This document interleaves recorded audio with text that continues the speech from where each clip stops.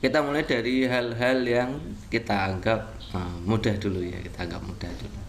Yuk kita mulai saja dari nomor 1, ada soal seperti ini. Ini agak berat ya ini. Ini tentang kita bacakan dulu soalnya. Yudit naik sepeda motor berangkat jam 7 dari Yogyakarta menuju Purwokerto dengan kecepatan rata-rata 40 km per jam. Kemudian 30 menit kemudian Roni menyusul Yudit mengendarai sepeda motor dari kota yang sama dengan kecepatan 60 km per jam. Roni dapat menyusul Yudit pada pukul berapa? Apakah jam 8.40, jam 8.24, jam 8.35, jam 8.30 atau jam 8.45? Jadi teman-teman, kalau mengerjakan soal seperti ini, yang langkah pertama kita harus menganalisa apakah ini jenisnya adalah apa itu namanya, susul menyusul. Kejadiannya apakah susul menyusul ataukah berhadapan ya, atau berpapasan. Tuh harus paham ini apakah berpapasan atau susul menyusul. Dan dalam kasus ini itu adalah kasus susul menyusul ya, susul menyusul, di mana Yudit itu berangkat duluan kemudian disusul oleh Roni ya. Jam berapa Roni dapat menyusul Yudit? Nah, untuk mengerjakan soal seperti ini, kita pertama yang perlu kita analisa yaitu V1. V1 itu apa? V1 itu kecepatan orang yang pertama kali dulu berangkat ya. Orang yang pertama berangkat itu kecepatannya berapa? Nah, dalam kasus ini itu kecepatannya Yudit dulu. Nah, kecepatan Yudit 40 km per jam. Kecepatan V1 itu anggap saja kecepatan orang pertama yang berangkat, atau kecepatan yang nilainya lebih kecil gitu ya, paling mudah gitu. Kemudian V2 itu kecepatan yang menyusul, karena menyusul itu berarti lebih cepat, maka nominalnya lebih besar. Kemudian yang ketiga yang teman-teman perlu siapkan adalah yang ini, delta T. Delta T ini adalah selisih waktu keberangkatan ya. Nah, dalam hal ini Yudit dengan Roni itu selisih waktu keberangkatannya berapa jam. Nah, karena di situ tertulis 30 menit, maka kita tulis setengah jam. Jadi satuannya harus jam, tidak boleh dalam satuan menit gitu ya. Karena susul menyusul, maka rumusnya seperti ini teman-teman. Susul menyusul rumusnya T2 sama dengan V1 delta T per V2 dikurangi V1. Ini teman-teman harus hafalkan. Ada berpapasan dengan waktu sama, ada berpapasan dengan waktu berbeda, ada susul menyusul. Ya, ada 3 itu yang perlu teman-teman hafalkan. Ini khusus untuk yang susul menyusul ya. Susul menyusul rumusnya T2 sama dengan V1 delta T per V2 dikurangi V1. Nah, kita kerjakan, kita masukkan angkanya. Jadi 40 kali setengah per 60 dikurangi 40 dikalikan setengah itu kan 20 ya teman-teman ya. 60 dikurangi 40 juga 20, maka 20 per 20 per 20 itu artinya 20 kita bagi dengan 20 hasilnya 1. Nah, berarti 1 jam. Jadi waktu T2 tadi berarti waktu orang kedua ya. Waktu orang kedua menyusul itu selama 1 jam ya. Waktu orang kedua bisa menyusul orang pertama itu 1 jam. Nah, orang kedua tadi berarti Roni bisa menyusul Yudit gitu ya. Nah, waktu Roni menyusul berarti kan waktu keberangkatan Roni ditambah selisih waktu untuk menyusulnya ya kan. Waktu berangkat Roni jam berapa? Karena Roni itu berangkatnya 30 menit setelah jam 7, berarti jam 7.30 ditambah waktu yang dibutuhkan Roni menyusul 1 jam kan gitu ya. Waktu berangkat Roni itu jam 7.30 ditambah waktu yang dibutuhkan Roni untuk menyusul Yudit itu 1 jam. Berarti jam 7.30 ditambah 1 ketemunya adalah jam 8.30. Nah, jadi jawaban yang tepat adalah jam 8.30. Next berikutnya, untuk membantu peserta didik mencapai target pembelajaran, pada umumnya guru mengajarkan materi pelajaran dari yang sederhana ke kompleks, kemudian memberikan soal-soal dari yang mudah ke sulit. Hal itu antara lain merupakan implikasi pendidikan dari hukum perkembangan yang apa? Apakah dapat mempercepat proses belajar? Apakah B dilaksanakan sesuai dengan sarana belajar? Apakah C berlangsung secara bertahap? Apakah D berawal dari diferensiasi dan berakhir dari integrasi? kemudian yang lain berlangsung sesuai dengan iramanya. Kita pernah sudah bahas ya, kita sudah pernah bahas pada pedagogik. Silakan teman-teman hafalkan yang pedagogik dari video pedagogik 1 sampai ke 7, itu semuanya di sini sudah ada ya. Maka kita langsung saja, tidak usah kita mengulas lebih dalamnya, ambil saja ya. Hukum perkembangan yang kedua itu namanya proses perkembangan secara bertahap atau progresif, sistematik, berkesinambungan. Itu implikasinya seperti apa? Program kurikulum pembelajaran disusun secara bertahap, dari sederhana kompleks, dari yang mudah ke sukar, dari sistem belajar mengajar diorganisasikan agar terlaksana prinsip master learning atau belajar tuntas, dan continuous progress atau kemajuan berkelanjutan. Nah, ini berarti masuknya di proses perkembangan itu berlangsung secara bertahap. Nih ya. Lengkapnya ada di video sebelumnya ya teman-teman. Silahkan video dari pedagogik teman-teman pelajari lagi ya, nanti di situ kita sudah berikan pembahasan fullnya. Oke, nomor berikutnya ini kita bahas nomor 3. Pak Budi memberikan soal untuk dikerjakan oleh peserta didik. Ketika Pak Budi meminta peserta didik untuk mengerjakannya di depan kelas, tidak ada seorang peserta didik pun yang berani maju ke depan kelas. Akhirnya Pak Budi menunjuk seorang peserta didik, tapi peserta didik tersebut juga tidak mau dengan alasan tidak bisa. Respon yang dilakukan oleh Pak Budi lakukan terhadap peserta didik tersebut adalah, A. Ayo jangan takut, coba saja dulu kerjakan depan, nanti Bapak bimbing mengerjakannya. B. Baik, kalau begitu mari kita bersama-sama perhatikan penjelasan Bapak. Oke. C. Kalian ini bagaimana? Masa tidak ada satupun yang bisa? Makanya perhatikan kalau guru sedang menerangkan. D. Silahkan kerjakan depan.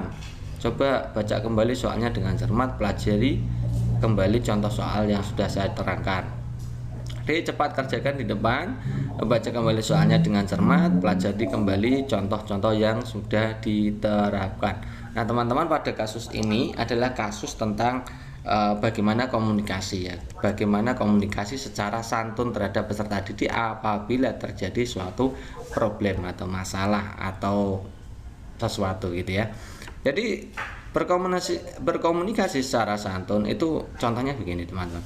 Guru harus bisa bijaksana. Mungkin dengan cara membujuk atau memberikan motivasi siswa dengan tuturan yang membuat siswa itu percaya diri. Nah ini kan cocok dengan kasusnya ya. Dan berani mencoba mengerjakan walaupun tidak yakin jawabannya benar. Ini kita harus berikan motivasi ya kepada peserta didik. Dengan cara apa? Membujuk gitu ya. Guru sebaiknya bertutur, misalkan ini, Andi silahkan mencoba, Ibu percaya Andi bisa, nanti akan Ibu bantu. Nah ini contoh kasus yang berkomunikasi secara santun. Jadi yang sesuai opsi A sampai E ini yang berkomunikasi secara santun yang mana? Tentu saja jawabannya yang paling cocok yang A ini ya.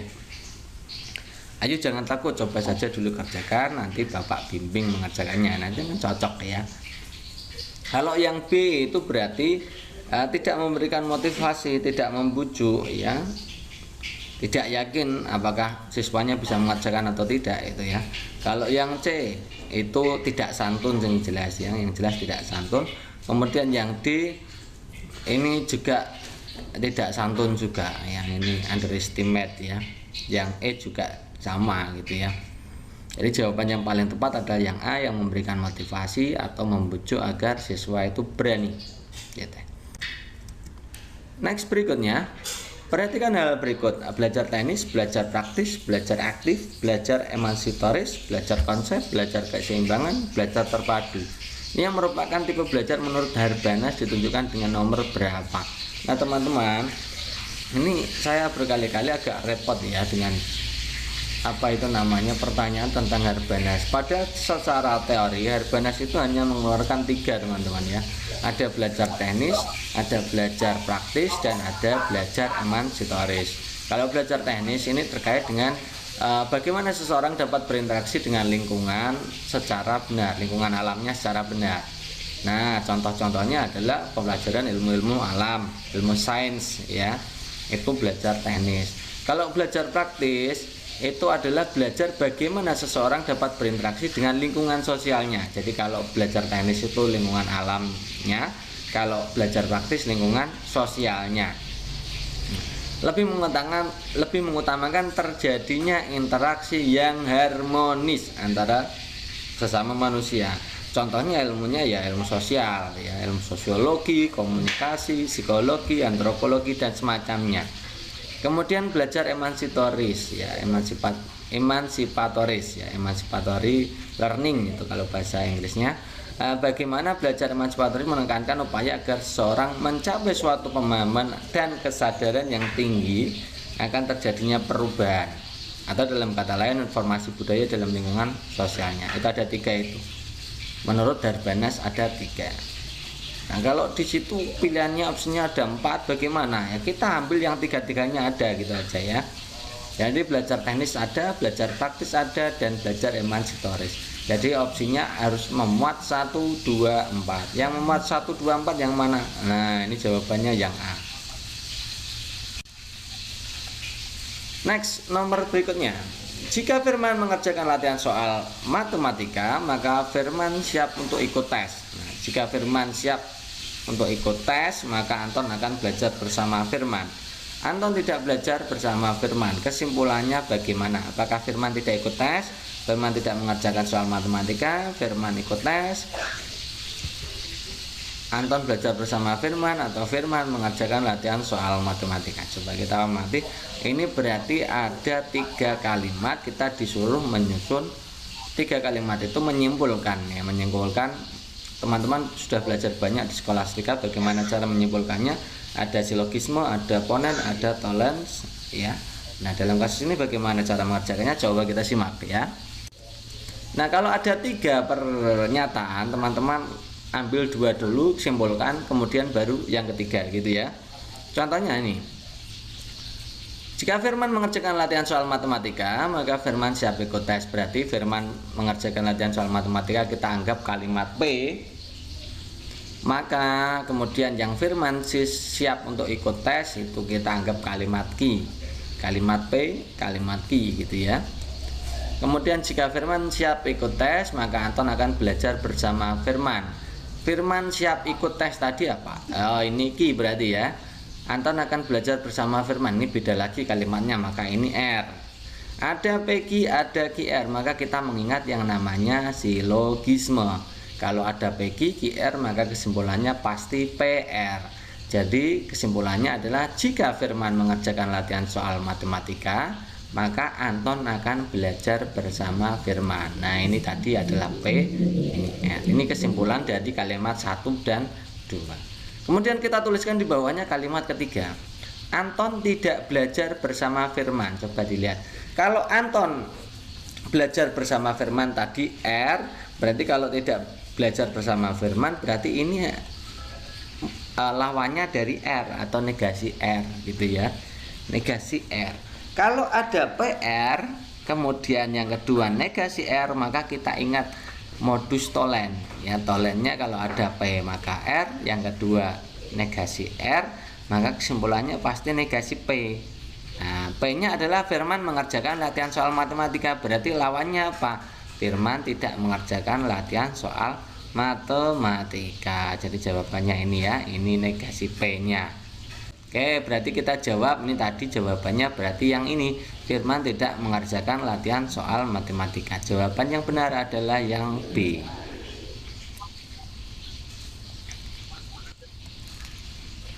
Nomor 9, segelas susu dibiarkan di atas meja, keesokan harinya telah menjadi masam. Nah, masamnya susu tersebut termasuk sifat apa? Apakah kimia karena berubah ukuran, apakah fisika karena berubah bau dan bentuk, kimia karena tidak ada perubahan rasa, kimia karena terbentuk zat baru yang rasanya masam, fisika karena berubah rasa dan bau ya. Nah, kita mengenal bahwa perubahan kimia itu perubahan suatu zat menyebabkan terjadinya zat baru. Kita langsung ya, terbentuknya zat baru. Selain ciri-cirinya ini terbentuk zat baru, selain perubahan fisik terjadi juga perubahan susunan molekul. Sifat partikel zat dan molekul berbeda dengan sebelumnya, memiliki sifat irreversible atau tidak bisa dipulihkan kembali. Yang kelima, bisa terjadi karena suatu proses pembakaran, pengaratan, pembusukan, nah, pemasakan, pengensiman. Ini proses terjadinya bisa pembakaran, pengaratan, pembusukan, pemasakan, pengensiman. Coba kita lihat ini. Menjadi masam. Masam dalam hari ini adalah busuk ya. Jadi ini termasuk jenis pembusukan. Karena pembusukan maka ini pasti jawabannya adalah perubahan kimia ya. Perubahan kimia, maka jawaban yang B itu salah, yang E salah ya. Nah, perubahan kimia yang dimaksud ini yang ini berubah ukuran, ini bukan berarti perubahan rasa, juga bukan, karena sifat dari perubahan kimia itu yang ini, terbentuk zat baru rasanya masam gitu ya. Oke, nomor 9 itu. Next, nomor berikutnya kita bahas yang matematika, nomor 48. Perhatikan garis yang melalui persamaan garis yang melalui titik negatif 4,3 dan 1,-3 berapa? Opsinya dilihat itu ya, negatif 6x tambah 5y sama dengan negatif 9, negatif 6x tambah 5y sama dengan 9, 6x tambah 5y sama dengan negatif 9, 6x tambah 5y sama dengan 9, 6x dikurangi 5y sama dengan negatif 9. Bagaimana cara menentukan persamaan garis melalui dua titik? Yuk kita simak. Pertama, tuliskan dulu titik-titiknya itu ya. Oke, setelah itu bagaimana teman-teman? Kita misalkan titik-titiknya dengan x1, y1 dan x2, y2. Kemudian yang ketiga langkahnya bagaimana? Kita tuliskan persamaannya seperti ini. Y dikurangi y1 sama dengan y2 dikurangi y1 per x2 dikurangi x1, kemudian x dikurangi x1. Kita masukkan angkanya, masukkan x1, y1, x2, y2. Jadi tulisannya begini, y dikurangi y1 nya kan 3, y dikurangi 3 sama dengan negatif 3 dikurangi 3, 1 dikurangi negatif 4, dan kemudian x dikurangi negatif 4. Kalau disederhanakan menjadi begini, negatif 3 dikurangi 3 kan negatif 6, 1 dikurangi negatif 4 kan 5, kan gitu ya. Negatif-negatif jadi positif, jadi x plus 4. Nah, kemudian setelah ini bagaimana? Kita pindahkan 5 yang bawah itu ya, 5 ini ke sebelah kiri. Jadi 5 dikalikan, karena per itu pindah ruas jadi kali. 5 kali y dikurangi 3 sama dengan negatif 6, x ditambah 4. Nah, kita distribusikan, kalikan masing-masing teman-teman. 5 y dikurangi 15, 15 itu 5 kali 3 ya kan. Kemudian negatif 6x dikurangi negatif 6 kali 4 kan negatif 24 ya. Nanti dikurangi 24 kan gitu ya. Nah, setelah ini bagaimana? Yang permintaannya di opsi pilihan gandanya urutannya adalah x, y, angka ya, oke. Berarti pindahkan 6x nya ke sebelah kiri, karena itu sebelah kanan negatif 6x pindah ruas jadi 6x. Nah, ditambah 5y karena 5y tidak pindah, itu bentuknya positif ya kan. Negatif 15 nya oper ke kanan jadi plus ya, jadi negatif 24 ditambah 15. Jadi negatif 24 ditambah 15 ketemunya negatif 9. Ketemulah jawabannya adalah 6x ditambah 5y sama dengan negatif 9. Ini jawabannya ya. Next, berikutnya, kegiatan pembelajaran yang melibatkan secara maksimal seluruh kemampuan peserta didik untuk mencari dan menyelidiki sesuatu secara sistematis, kritis, logis, sehingga mereka dapat merumuskan sendiri temuannya. Model yang dapat digunakan dalam kegiatan pembelajaran di atas adalah apakah problem based learning, project based learning, integrated learning, discovery learning, atau inquiry learning.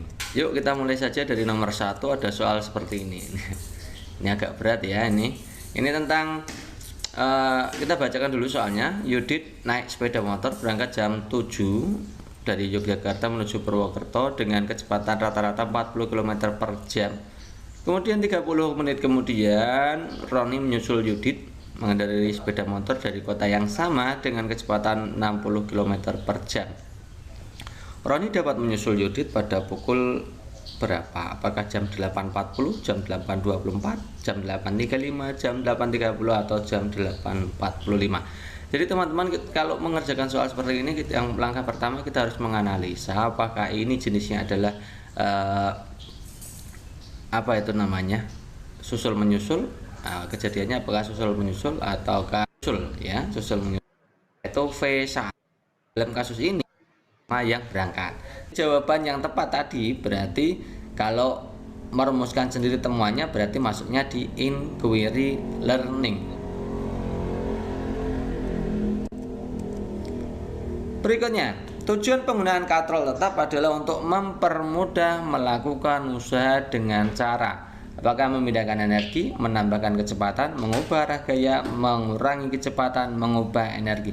Jadi tujuan dari katrol itu hanya mengubah arah gaya teman-teman, mengubah arah gaya. Keuntungannya kalau katrol tetap hanya mengubah arah gaya. Oke, itu untuk tahap pertama. Silakan simak juga untuk tahap yang kedua atau part yang kedua untuk pembahasan tryout dari